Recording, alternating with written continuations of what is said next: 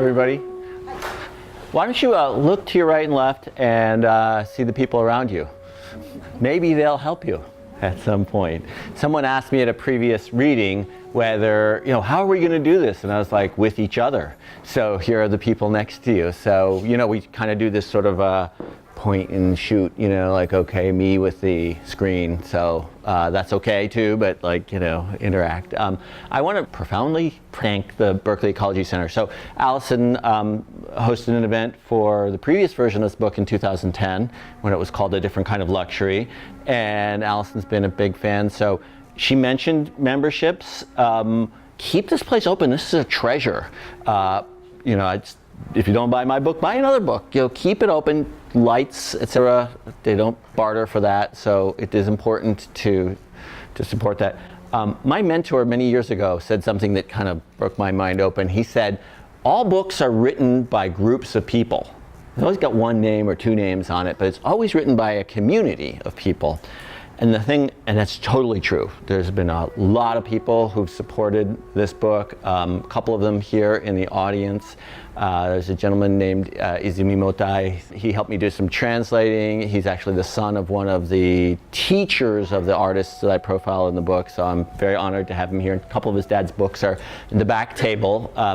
At the end, if you'd like to look at some of the original artworks, and I'll pass out a few while I'm talking, the actual artworks, there's some kind of darshan is the word transmission. And books also, I think, create community. I've certainly experienced that. People have written to me. I put my email address and my postal address, and I've gotten letters from all over the world, and people have invited me to speak. I've gotten letters from a German guy in China and some Singaporean. So write your book and get it out there. We do need better messages. Don't think, there's too many books. There's one other person I absolutely did not remember to thank, and it's Janet Levin from North Atlantic Books, who helped bring this book out, and just saw her back there. And without the support of North Atlantic Books, this wouldn't exist. So, and they're a great publisher. When I looked at all the other authors that they were publishing, I was like, I could be among those people. And they've done a fantastic job. The layout, it's beautiful. So that's my thank yous and gratitude. And thank you all for coming out.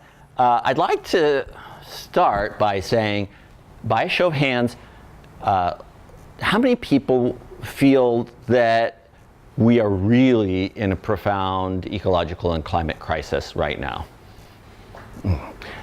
And how many feel like, well, if we just put on some solar panels and drive a more efficient car, maybe recycle a little bit, we'd probably handle it. So that's actually what I want to talk about tonight, is what are the bigger changes that we need to make? And I do not have all of them. I don't think anyone really knows what all of them are, but that's why I wrote the book in many ways, is that the good news is it's not necessarily a suffering way of life that you can live, but that in many ways they're subliminal ways of thinking. At least I experienced it that way. I thought, I'm radical environmentalist when I went over there in 1989, But there was actually things that were subliminal beliefs. So how do we change a belief that we don't even necessarily know we have, right? How do we change something that we haven't really thought about? It just seems normal like the air, and that's how I'm going to start today. And you've probably all seen a lot of there's a seat here, these 5 tricks or hacks to a sustainable lifestyle, right? And I'm not against that, but I think in some ways a deeper, profounder change is about, will come through stories. So that's what I have for you tonight, is stories of some people that I met that I think are very exemplary. So I want to introduce you to several people tonight. And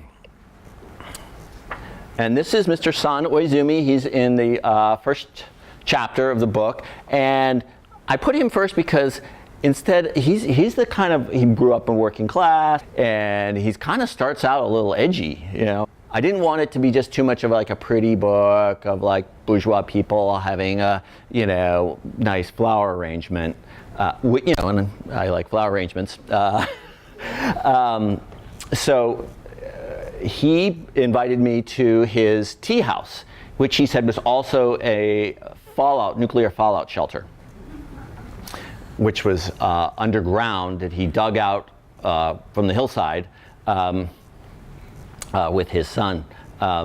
So this is some of his pottery here, and he's preparing the tea, and this is actually the entrance to the tea house or fallout shelter. It's called the No Nukes Tea House, and I first met him in 1999, and already there have been so many nuclear accidents that, so long before Fukushima, many of the people in this book have been very concerned with this issue. So we're inside his, this is the inside of it, and very beautiful space, very low light, and he said to me, he looked at me and said, "The ideal behind nuclear power is inconsistent with the ideal behind the way of tea."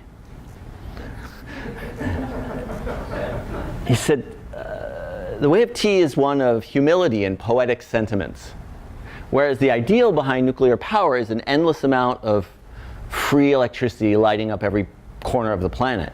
And it wasn't until he said that to me that I realized that I've been thinking, well, free electricity, that's great, let's have lots of free electricity. It presupposed this industrialized way of thinking. And so what I had done somewhere halfway through my last series of, I've done like 40 lectures on this book. I was like, what can I bring that's not just sort of like vindicating what I already thought? What is it that really challenged me? And so that's what I like to bring to you tonight is the kind of things that got into my subliminal thoughts, and hopefully that will be helpful to you. So when my partner and I, Cynthia, who helped me with this book tremendously in every part of it, we were already thought we were arrived. We were leftists. We were against war. We were for the environment, and I'm hoping that this book will also take you beyond our generalized way of thinking about that. But before we start, I want to just say that Japan is not just Kyoto tea houses and beautiful gardens and terraced rice paddies. We'll spend most of the time tonight with that, but this, just to give you a context that these people are in, and I don't do this in the book, but I do like to do it in the lecture. I think it's important for me to not romanticize Japan. I think it's important for all of us to realize that this is in a context of some tremendous difficulties. This is Shinjuku Station. It's got 2 million people going through it every single day. The Tokyo metropolitan area is 33 million people, largest metropolitan area in the world, and that's the entire population of California. Maybe in the area of the larger Bay Area. Imagine everyone from California moving here. And many people live in buildings like this.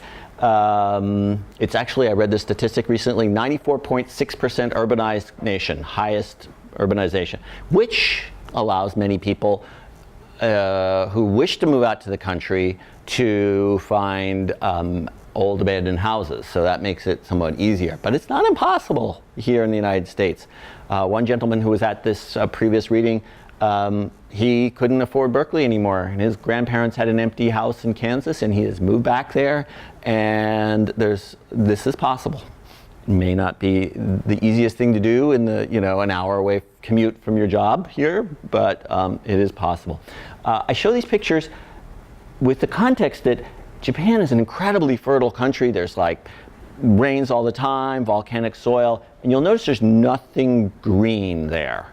So this is all accomplished with an amazing amount of weeding and pesticides. So, and every time I go from one, so these people that I'm going to tell you about live all over the nation. So I'm always going through these cities on these super fast trains, and it's heartbreaking to me. I'm going to start with a woman named Atsuko Watanabe. 日本の方どのぐらいいますか? How many Japanese folks are there here tonight? Yeah, just a few. Okay, I won't throw in too many Japanese jokes. Atsuko introduced me to almost everybody in the book, and this is her book too. So we're sitting up late. She's profiled in chapter 3, and this is the village of Kamikatsu, a beautiful region on the island of Shikoku, and I'm in love with this village. we're at her house, her homestead up in the mountains, and it's late at night and we're drinking plum wine and talking into the night. We've just had this like amazing 7-course Indian meal. So that was another thing that totally surprised me, is many of these people had lived in India, Nepal, some in China. So these were Asian people who were looking at other parts of Asia. So there was a pan-Asian or interculturalism way out in the mountains where these people, learn, and they lived there for many years. And I think that's an important thing to think about, because actually Nepal and India have a lot, I think, to teach all of us. So we're in this beautiful room by the wood stove, drinking plum wine. And Atsuko is a very sweet-voiced person, but she also says these, well, I'll show you. The office worker, this is her, the office worker in Japan is always being used by someone. They have no freedom at all. And there's no anger or churning when she says this. It's just sort of plain stating of the obvious that this is just obviously true. And she continues, if you're being used, you have no freedom of heart. And that's the saddest thing for the office worker, being told what to do. And because he's always in a hurry, there's no energy left to think. And she pats her orange cat and sitting in her lap. And this is kind of one of the key sentences for me in the whole book.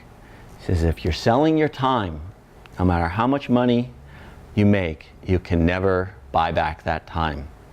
So if I have 90 seconds to talk to someone about the book, I'll tell them that line. And it's a hard thing to wrap your mind around, but she said, I knew when I was 11 or 12 that I didn't want to have that kind of life. So a little bit about her life now. This is her pottery showroom. Her husband Gufu throws the pots. She does most of the painting. They make a very modest income from that. She raised her 2 daughters there, let them do homeschooling when they wanted to do homeschooling. She has very few electric appliances. She did have a gas stove, 1 burner, and she swapped it out for wood burning stove. And even though I've been there and it sort of doesn't light very well, it's kind of difficult to work with. I was like, listen, let's just use the gas for this. And she's like, no, we're doing it with wood. They bathed at night in a wooden bathtub. So I thought, oh, I've returned to the Japan of the past. So she's always checking me, body checking me, saying, no, I'm not a traditional person. I'm just this woman living a simple life in the mountains. And in some ways, she's rebelling against the, quote, traditional life that her father was forced into. He was a doctor and he was forced to study all the time. She had a middle-class upbringing. Oizumi, who you met before, had a working-class upbringing. So a lot of different kinds of people.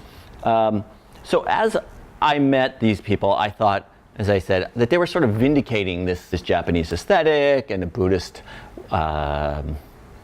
philosophy. But really, I have to ask myself, so what challenged me the most about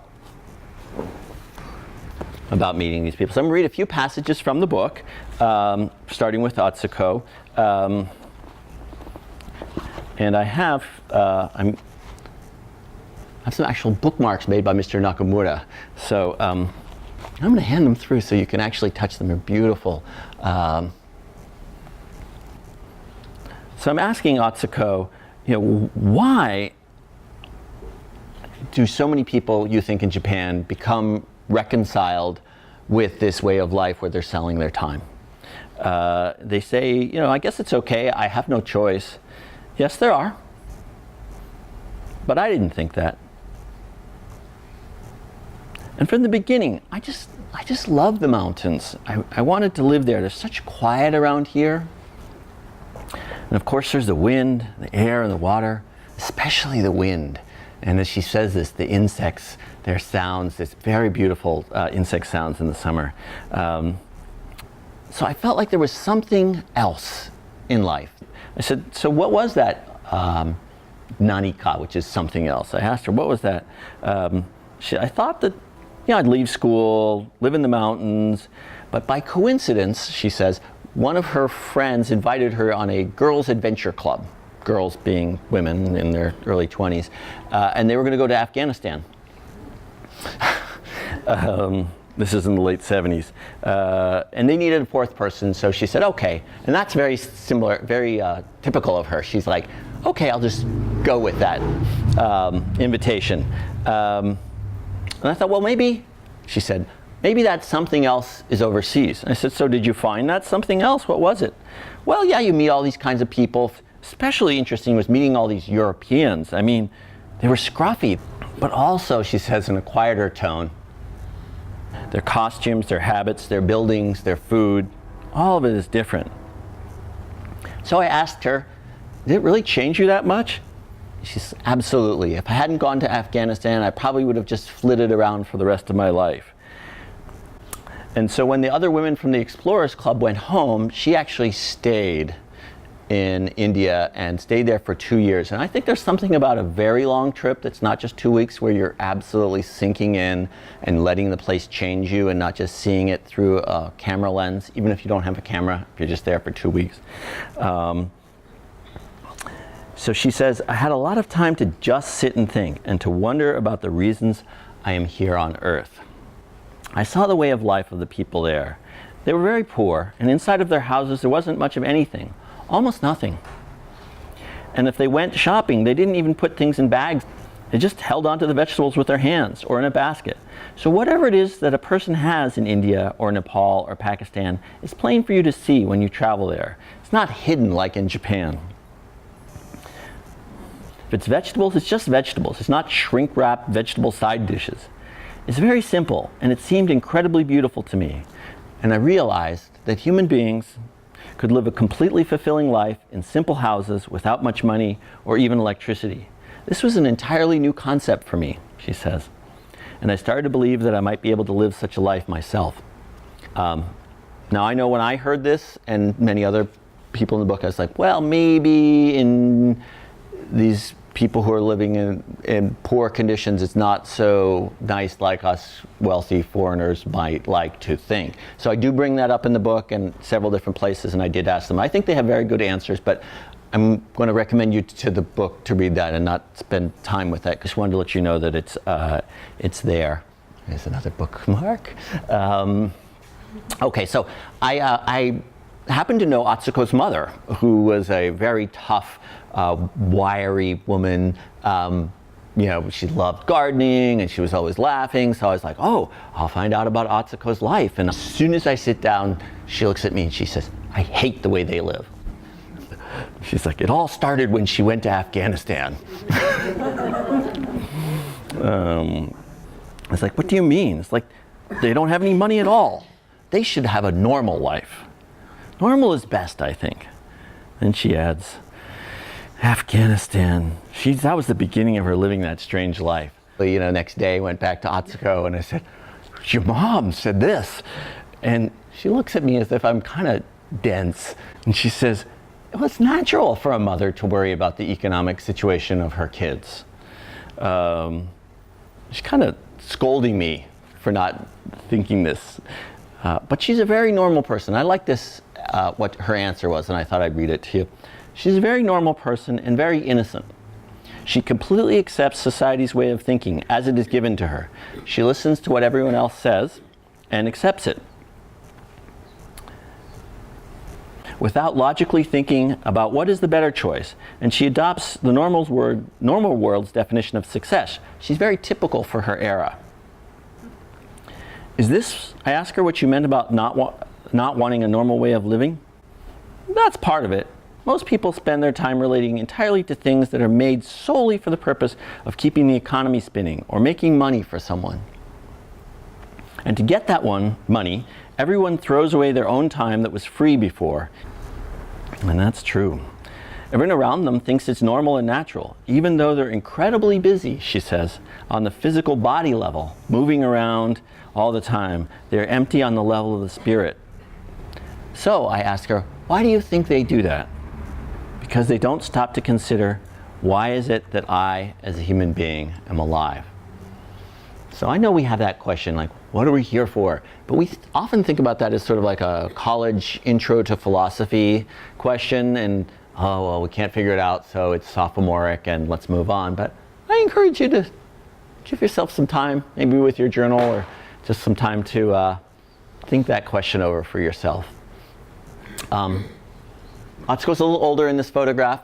One of the things I did in the new version of this book, if you're familiar with the old one, is I went back to Japan last year and I asked them about, well, how do they look? They're in their 60s and some of them in their 70s now, and I interviewed their kids. What do you think about the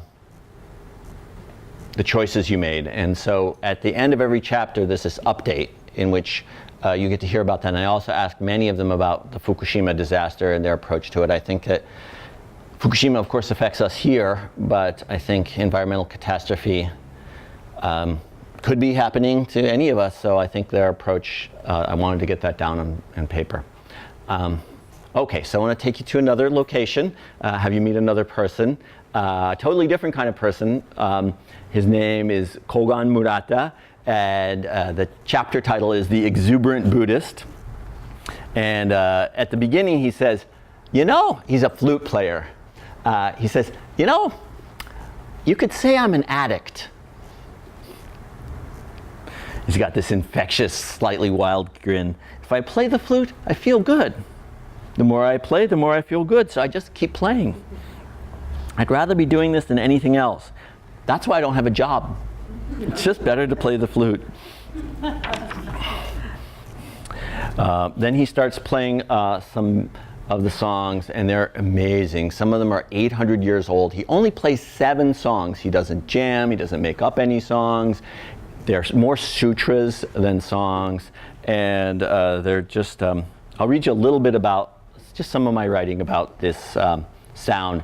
And that's the great thing, that I took a long time writing this book, just really slowly. I'd listen to a recording over and over and over again because, you know, I wanted to describe what it felt like to hear this music. When he begins to play, I feel some of the ancientness echoing through me. It's a sound that makes you really experience the silence. Long, low drones slip up into higher octaves without any forewarning. Both rough and pure, falling in and out of refinement. The notes are at times cavernous and awesome. At others, clear like a bell. There's a faint tremolo and the overtone of a whisper. The music is powerful and transporting, and yet it's just hollow breath through the tube of bamboo. If anything can hint at that ineffable Buddhist term emptiness, this sound would be it. He said it's not worth doing anything unless you do it for 30 years. And it turns out that when I visited him last year, it was 30 years in for Murata-san, and even since 5 years before, the sound and the tone had gotten much richer and more beautiful. It's really exquisite. So he's also a rice farmer. Many of the people in this book grow their own food, but some people are farmers as opposed to gardeners. He doesn't really sell the rice. He more barters it, gives away. People might give him a little gift. He sells it at like 1/3 the price. Because he just doesn't need that much money. He doesn't really want it. So I'll read you a little passage. It's a wonder to grow rice, he says. Exciting. We are next to his rice fields, 3 flat square expanses of brilliant green, surrounded on all sides by some of the highest mountains in Japan. I can see that he's utterly happy.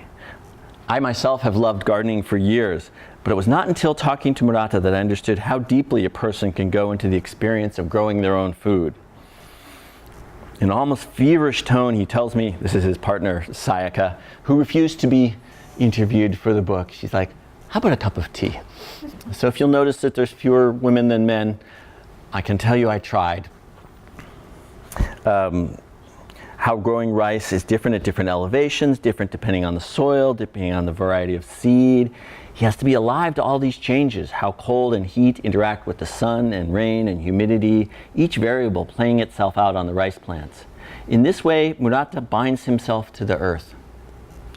He's in conversation with how the totality of the life world is this year, pulling upon his knowledge of how it was last year, understanding how much more, so much more than rice as he does it.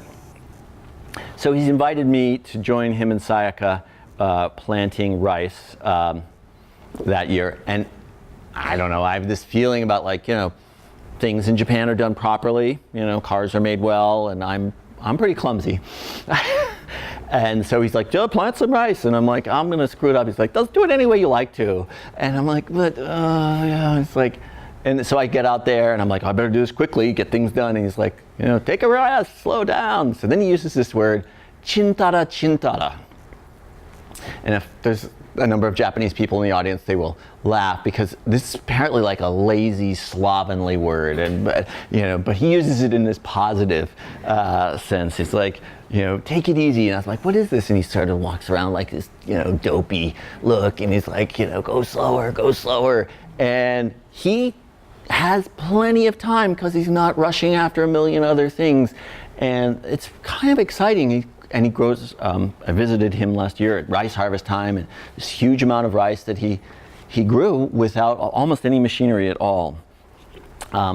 So let me back up a little bit and read one more passage from the book about Murata-san. So I went into his house after planting rice. I noticed that in the entryway there was this large green object that looked like a refrigerator, and indeed it was a refrigerator. But it was covered in dust, and I was like, can I look in here? Clearly not been used for years. I was like, you have a refrigerator here? It's like, yeah, the landlord left it. It's like, does it work? He's like, yeah, but we don't use it. It's hot in the summer there. And so I asked him about that. I said, well, there's no reason for me to use it. What would I put in a refrigerator? I don't have anything I need to preserve. Nothing? I asked, incredulous. No milk, no cheese, no eggs. These things. I mean, marmalade. Once you open marmalade, he says with a voice that could almost be described as awed, you have to eat it every single day. I think about that a little bit. Their bread doesn't go bad because they bake a fresh loaf on top of the wood stove every day. The vegetables come right out of the ground and onto the dinner table.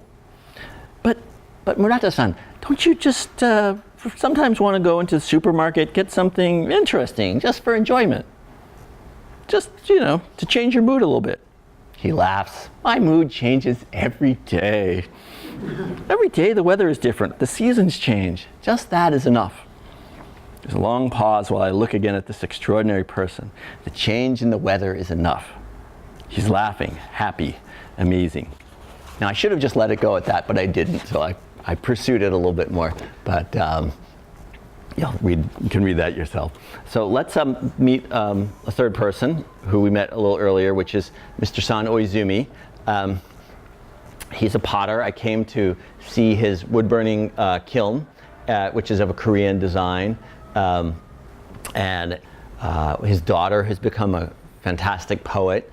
And let me read you a passage here from his life. At times he's mischievous and seems like he might be plotting some kind of trick. At other times he presents orderly, well-woven disquisitions. Yet this is something one doesn't notice at first because everything just appears out of his mouth as if it was offered casually. He lets out his short phrases one after another, as a fisherman might let out a thick rope slowly into the water over the side of a boat. Advancing, waiting, pulling back, but slowly building a logical point or an insight about the world that comes upon you with unforeseen force at the very minute he chuckles to himself at the unexpected conclusion. And the languorous cadence and the warm vibrato of his voice makes me think about his many years spent working with materials from the earth. He's very active as an anti-nuclear campaigner. His region is slated for a nuclear waste dump. This is a protest, actually the very first day I met him, and it's also in French. And he's also a director, art director in movies. He also knows how to dress a dead wild boar. I want to write a whole book or just a pamphlet for activists about all his really creative ways of turning not just the people who we already agree with, but sort of getting into the kind of middle class complacency mindset and kind of challenging them. So I asked him about how busy everyone is, and once again Oizumi answers with the story. One of the local potters came by here, an older man, and he said that when he isn't busy, he gets ill at ease. A lot of the potters around here use molds and machines. They make 1,000 of the same item, 20,000 cups or bowls in a day, just so that they can feel that sense of ease and relaxation. Then they add up how many yen they'll make, and that stops their worrying. They do that just to feel some peace. But for me, it's just the opposite. I get scared when I am busy. For one thing, I might get in a rush and forget something and have an accident working with my kiln. But even more importantly, if I'm too busy, I might overlook something magnificent and splendid, like a rare mushroom in the forest. And who knows when I might see such an amazing thing again? He looks at me as if he wants me to answer that question. But Oizumi-san, I ask, surely you need money too? Of course there's some need for money, but when you use money to solve problems, this is another one of these big ones for me, the necessity to think for yourself disappears. Just like being a member of a large group or an organization, you can let the group do a lot of the thinking for you. Oizumi is also an anarchist. But for me, he says, the opportunity to think for yourself is too valuable to be wasted that way. And who knows how long we'll be here. We've got to treasure the time we have. I love that. So I'm going to read one passage from the update, which is at the end. And this is, well, let me give you a little bit of, this is the inside of his house. This is about 5 miles from his house. There's about 1/4 mile deep hole in the ground that used to be a mining shaft. And this is their research facility. And we're just doing research. We're not going to put anything here. We're just going to see if we were to put some waste here, what might happen. The Mizunami Underground Research Laboratory. Nothing about nuclear here. So when I visited him, he showed me this, what he called objet d'art. He speaks French and Korean, does not speak English. We were standing outside in front of his house by a massive clay wall. When the accident at Fukushima happened, says Oizumi, the government lied, saying there wasn't even a meltdown. When they acknowledged it, the ministers said that you had to evacuate to 6 miles away from the plant. Then they changed it to 12. Then they changed it to 18. There are farmers in the Fukushima area where the 18-mile line goes right down the middle of their garden. The government tells them that on this side of the line they can't grow and sell vegetables, but right over here on the other side of the line it's fine. Total irrationality. So I wanted to make something as a remembrance of Fukushima, he said. I thought I would memorialize the absurdist line. I want to tell the people of the future that once there was this stupid line, and I marked the line with something that looked like the Great Wall of China. The thick wall is about 12 feet long and 8 feet high, and has roof tiles embedded in it, circular holes in which he has placed candles. It is glowing, eerily now, both tremendously beautiful, and at the same time with a hulking and slightly ominous power to it that I can't quite describe. He continues, I built it in front of my house since where they decided to draw the line is completely irrational anyway. They could put the line anywhere and both sides would be dangerous.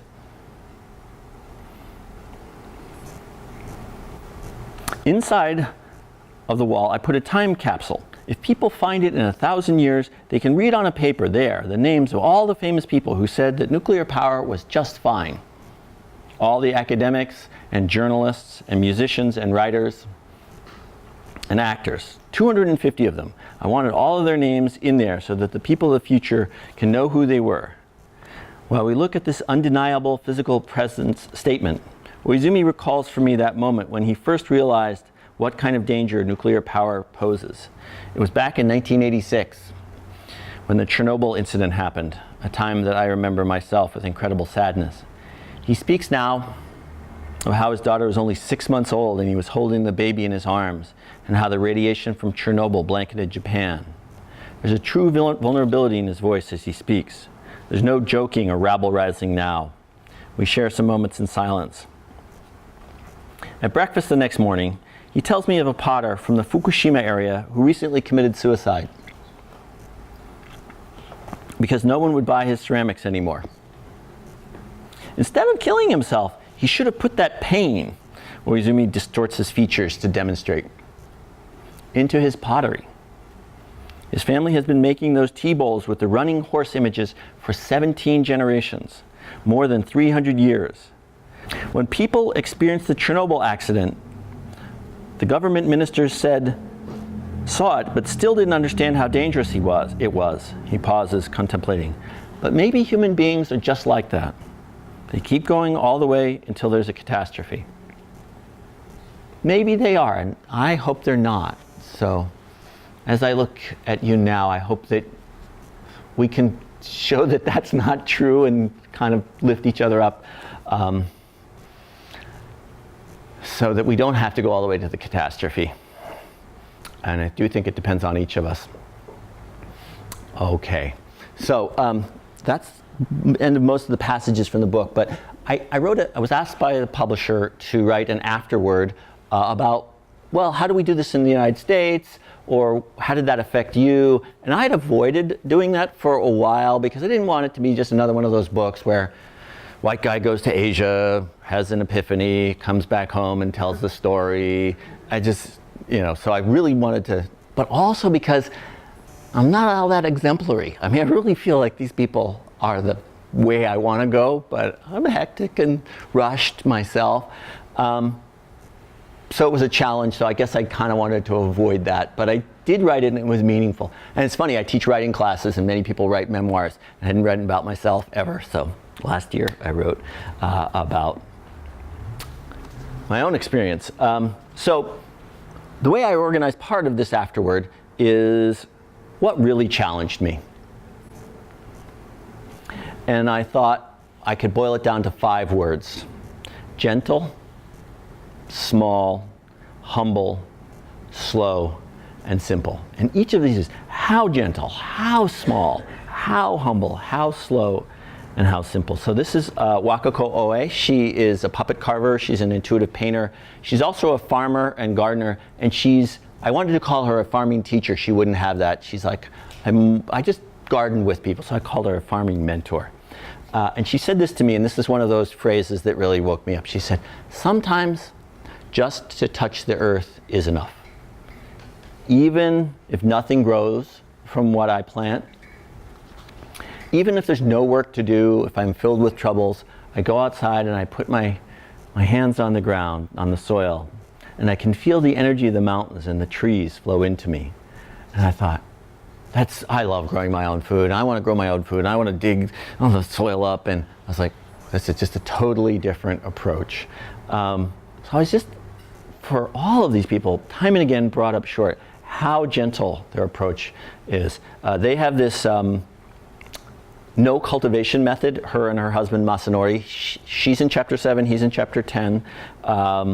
And they have this no cultivation method where they don't even dig the soil, they don't even bring any compost in, no compost. They just sort of cut the weeds back a little bit. And it made me see how forceful and sort of brutish my own approach to gardening was.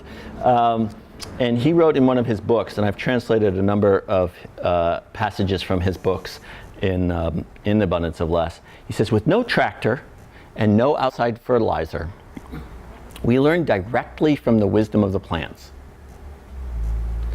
And at the same time reduce our own sense of superiority. I was like, oh, I've been walking around with my own sense of superiority. Of course, we're superior to plants. We're superior to all that stuff we learned growing up. Why are human beings better than everything else? So he wrote, in the long term, agriculture that plunders the earth will break down. So even composting, driving your compost in, and we're still plundering the earth. So we have to learn from the wisdom of the plants. How can we grow our own food? This is Koichi Yamashita. He's an ex-professor of Hindu philosophy, and he's now a rice farmer. And he's lectured internationally about the interaction of Buddhism and Hinduism and the Yoga Sutras. But now he just wanted to connect more to the earth, so he started growing rice. And he wrote a newspaper article about some of his farming ethics, and I'll give you 2 nuggets from that. He said, our farming ethic is to be lazy, cut corners, don't do unnecessary work. And number 2, don't be greedy with the soil. If you understand what the soil can actually produce, you'll have a stable harvest from year to year. How often am I ask myself, acting greedily with the soil, and the soil of my own being, and the soil of the people around me, the soil of the world? So the next person to introduce you to is Mr. Akira Ito. He's right in the center of the book. He's a teacher of many of the people in the book. He has since passed away, and I was blessed enough to meet him. This is number 2, how small scale they were content to be. He's an amazing author and illustrator. You can see one of his books back there. But he also wrote and illustrated, can anyone tell what this is? It's a scroll, a single copy for his father. His father said, go on a Buddhist pilgrimage. I'm a Buddhist, I can't go to India. Walk in the footsteps of the Buddha and illustrate it. And so he did that. It's gorgeous, gorgeous work. There's only one copy, so I'm an author, right? You know, and million sellers. I want to sell all these copies of the book. I mean, I want many people to get this message, so there's nothing wrong with that. But this idea that it's not valuable until it's mass produced, it's again that industrialized thinking. I received a letter from Ito-san, which I actually have here in the mail. And I just want you to imagine getting something like this, you know, hand illustrated with frogs and those of you who can read Japanese. And then all of the difficult words he's looked up. I don't think I've written many letters like that. And because he's got lots of time, can I ask you to, thank you. Do pass it around. This is a very precious thing to me, but touch it. Take care of with it. Mr. Nakamura, he asked me to write a little poem. I was like, okay, and he had some illustrations. Then I went back to the United States, and I got this package, and I pulled it out, and in it, he had hand-bound me a book with that poem. Kind of wish it had been a little better poem. This is an accordion fold, by the way, so when I hand it around, please be careful with it, where he had made 2 copies of this book, and you can see the exquisite nature of the binding. You know, Nakamura lives with very little production and very little consumption. And at some point I realized maybe this is actually one of the answers to the environmental crisis. Just stop making so much stuff, stop using so much stuff. It's not the only answer, but I heard a discussion with a guy named David Holmgren, who's one of the founders of permaculture, and he said this thing, it's really the middle class that's beating the hell out of the planet. 1.5 billion middle class people. So maybe it really is us that can make the difference by really radically reducing our consumption. And we have Murata, who only plays these 7 songs. It reminds me that there's a price to gathering more and more. And there is a richness. One thing I do is to listen to a single poem, a recording of a poem, or read it again and again. I have a lot of poems at home, but I'd like to just sink into a few things. Okay, I'm gonna share something a little personal.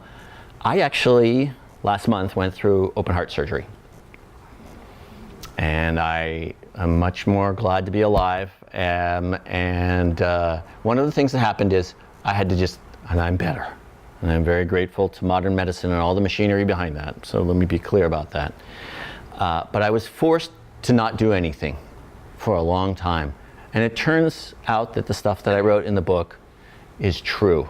When you only have like one little thing you can do today, it's a lot richer.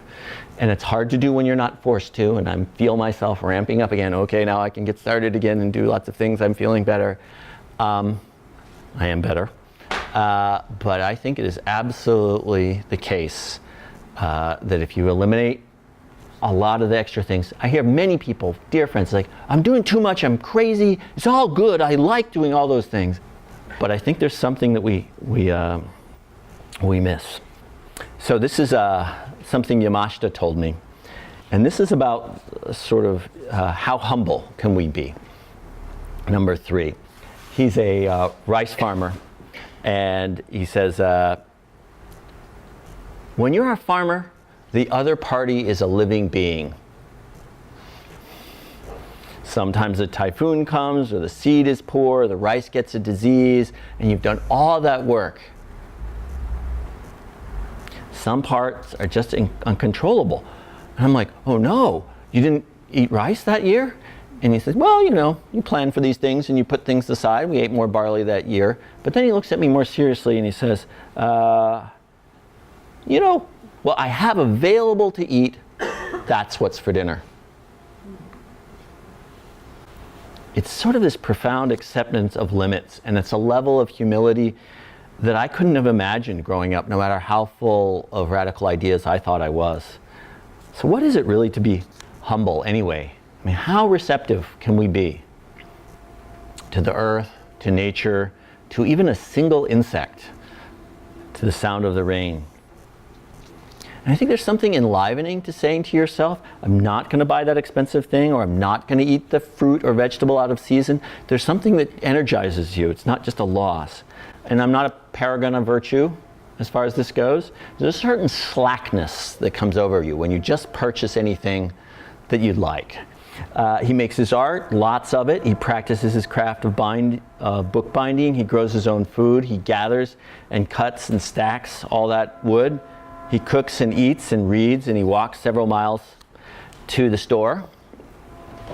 But that he doesn't have a crazy to-do list. How many of your friends say, oh, my to-do list is crazy, things are crazy, it's holidays, it's crazy, it just happened to me.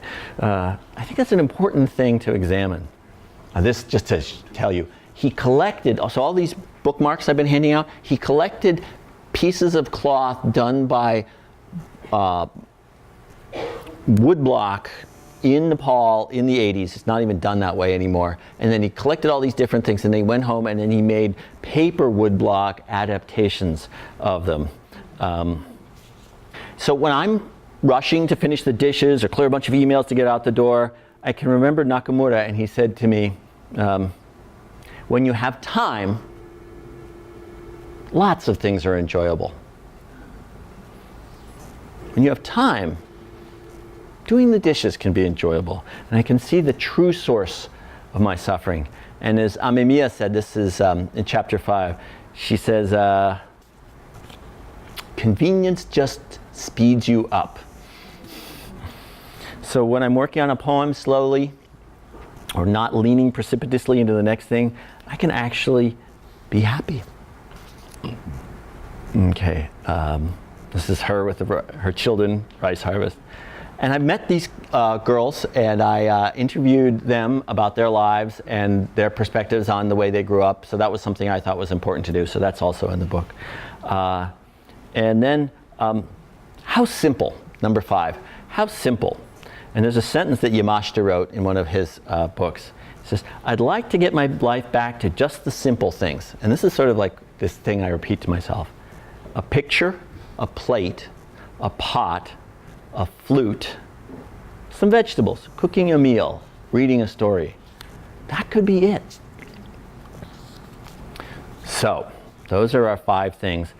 My question for you is, and I have my own answers, does making these changes, just these kind of change, solve the world ecological crisis? I don't think so, not alone. But nobody really knows what all of them are. But I think that it really requires a very hard look at consumption. So consumption is what we do with the ignition key. Imagine yourself sitting and then deciding not to turn the car on. What we do with the thermostat, the light switch, the one-click purchase. And imagine yourself about to take an airplane flight. You're going to order your ticket and you don't. So I think humility is a big part of the answer to this. So quote from the book, humility is a training of the psyche that can help us achieve in our day-to-day lives the rich abundance of less. And what a victory it is to achieve this despite all the distractions and attractions. A victory of your spirit against the setup of the world as it is. So the perennial question is, how do we change, right? Some people I knew who were like change agents, they do this as a job, and they went to a change agent conference, and they had a keynote speaker, and the keynote speaker got up in front of the stage, and all these 250 change agents are there, and she says into the microphone, "I'd just like to ask you all one thing before we get started. Could you all move to a different seat?" And everybody's like, "Oh, God." Now you see how difficult change is. So I think, how do we change? One of the big things is to put aside, and this is the part where somewhat reluctantly I put some advice, and it's not my advice really, it's just what I've learned from these people. I think the first thing is to see if you can put aside a chunk of time. Maybe a long afternoon would be enough, but probably 2 or 3 days would be so much more likely to work, to look at how our life, your life, my life has gotten set up. Could you schedule that by January or February? 2 or 3 days to really just sit there with your journal and say, how does my life get the way it is? Because it's got to be a significant pause to create a strategy. Because if you're just maxed out, you just slide into the way things have always been, the way the system is set up. And I think about Atsuko and these long train rides that she took. And I want to say that it's not about being pure. I think the idea of purity is a problem, Snow White or, you know, and this judging oneself, your strangers or a friend, it's just going to lead to pain, and that's going to lead to giving up. So that's why I started with this question of how many people think there really is a big problem, you know? And I think almost everybody raised their hands. So we do need to make a change. I am still so far from Nakamura's life, and there's a lot of barriers, but I think that some of them are rooted in my way of thinking and our way of thinking. And I think, you know, there's all these choices we have. It's a great thing that's happened in the modern world, but I think we get paralyzed when there are so many choices. So I think we have to find a way to nurture our internal fiber to make choices based on a set of values that we have and our friends, and that's why I had you look at the person next to you, because they can help you. And that's one of the reasons I wrote the book, is to help you get a chance to meet these people, and maybe they can help you. And maybe, and here's the part where I think is interesting, is instead of making it a suffering thing to save the earth, could we make this a process of thinking and experimenting our way out as a chance to build our values and our characters, and to use our minds to create almost a library of techniques? And that would just make the world better for ourselves and for others. But whatever it is, I think it does require some change. And I was talking about this to a radio host, and the radio host said to me, you know, why don't you read this part at the beginning of your book? And I didn't know he was planning to ambush me, but so I was like, okay, sure. And just a shortened version. So at the beginning of each chapter, I wrote a little 1-paragraph introduction. Why would you want to learn from this person? What does this person have to offer you? So it's not just an anthropology book. So I said, it's difficult to see what has been lost with the modern production techniques. But what I experienced in Nakamura's palpable contact with the material world is so much richer than our hamster wheel lives. And what he accomplished by using his hands to provide for his needs is this richness of heart and a sensitivity of perception that so many of us long for. And he looks at me and says, yeah, you write this, and what do you give us? You give us a monk. Which surprised me. Nakamura does shave his head, he's not a monk. But he was sympathetic to the book. But I think his question was, how can I keep this lifestyle that I enjoy, putting my own comfort first, and then have that satisfaction and peace and sustainability you're talking about? And to say it honestly to you, that's what I thought too. I was like, oh, I'll just live greener. And there's a bumper sticker that says, everyone wants to go back to nature, but nobody wants to walk.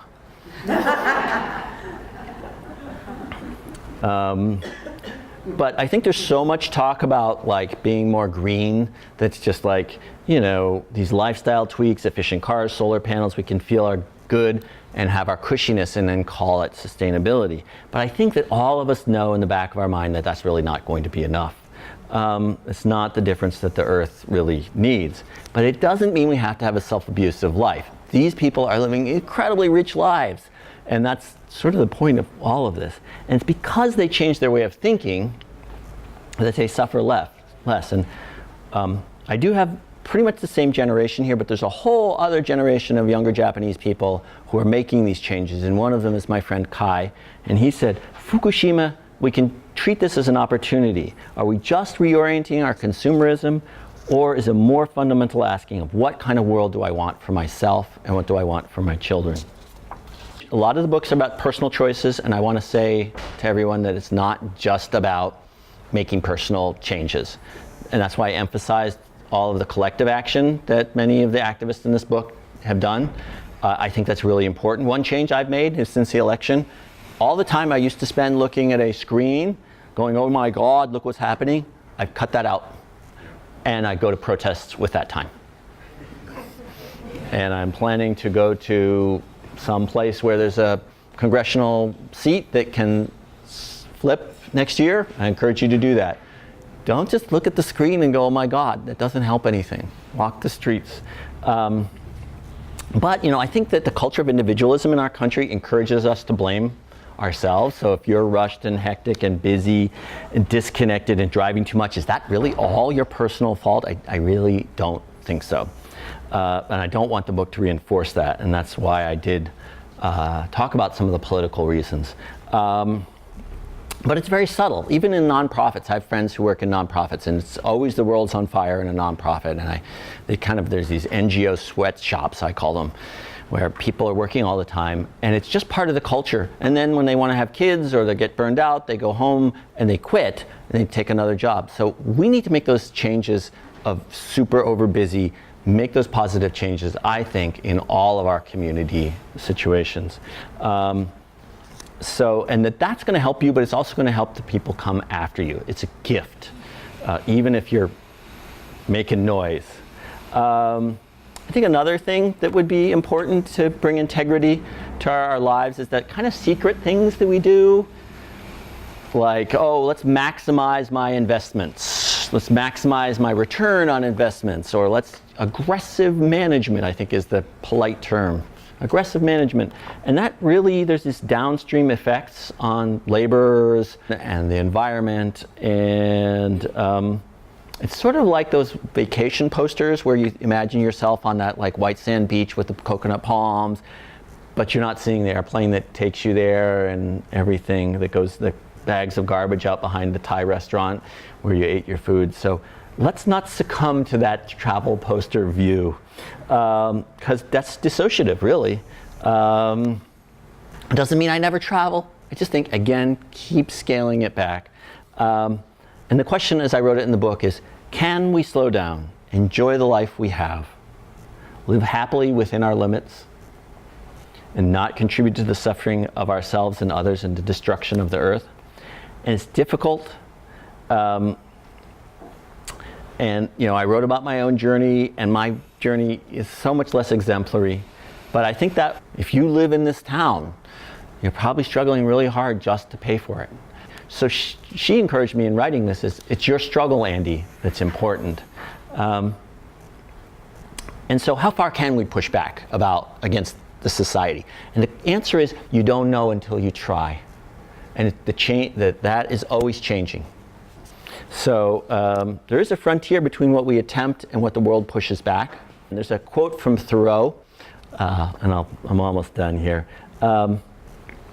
It's something like, oh, the young man gathers materials to build his bridge to the moon, and the middle-aged man consents to build an outbuilding with those materials. It's sort of a joke, this idealism of youth. But I think that it's only a problem when we stop with that. And we actually renew again our determination. Before my heart condition, I had to stop eating sugar. I love sugar, and I still eat a little bit of sugar, but I'm used to it. I used to live in a 2-bedroom apartment, then moved to a 1-bedroom apartment. Now I live in a studio with my partner and the dog, and you get used to it. So you don't have to think it all out in advance. And your way will be different, and that's good. I just think that each person will craft their own solution according to your values and to your limits and the kind of power you have in the world. And I just think that this modern predicament is like a puzzle. Like, we each have to think that out and make some change. And changing is easy sometimes, and it's hard others, but it can be done. And so I hope that this has been a bit of inspiration for you. So I'll stop my formal talk here and take some questions. Thank you.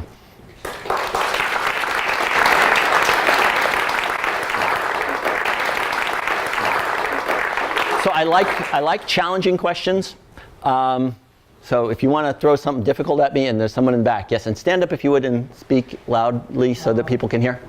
I'm curious if they know actually Amish and if they know some influences from the American Amish people are living just like them. Yes. So the question is, do they know about the Amish and American influences?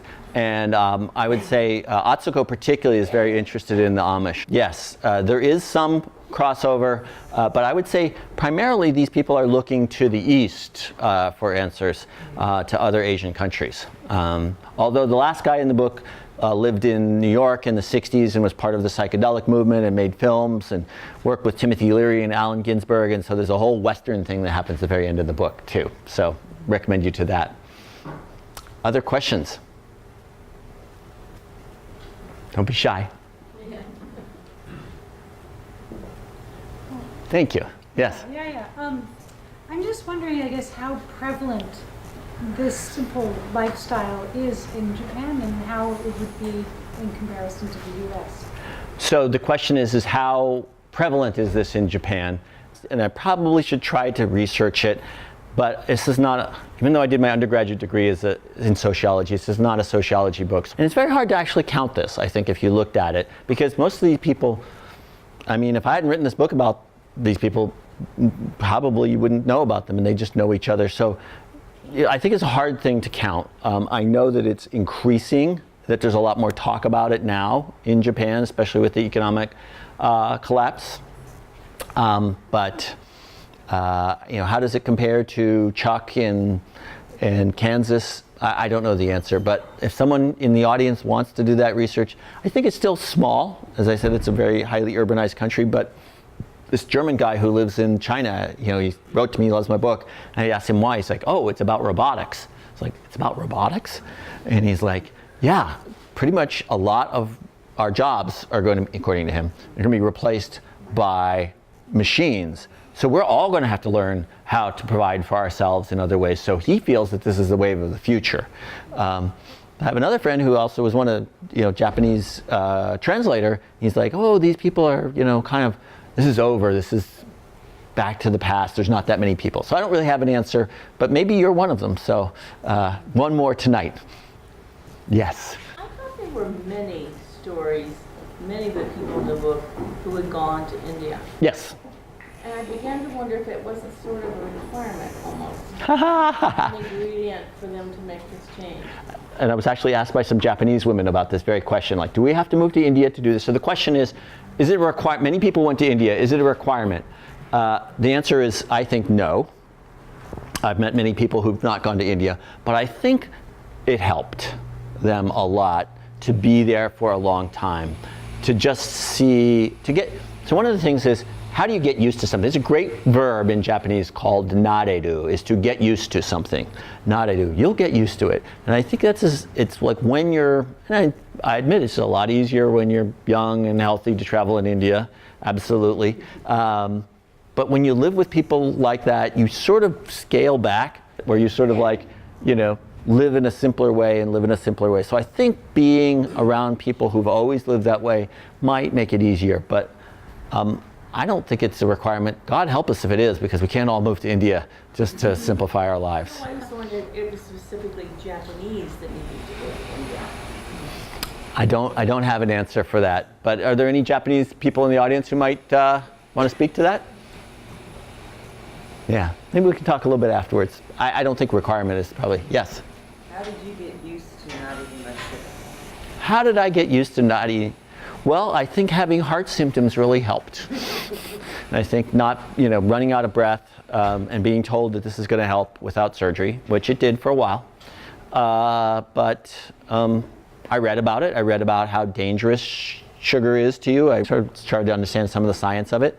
And then I still eat a chocolate bar every, a little piece of a chocolate bar, if I'm driving late and I have to stay awake. I think in a lot of ways you just put yourself in an uncomfortable situation and get used to it. Determination, I guess. Yes, sir? How's their access to health care and how are their health care needs taken care of?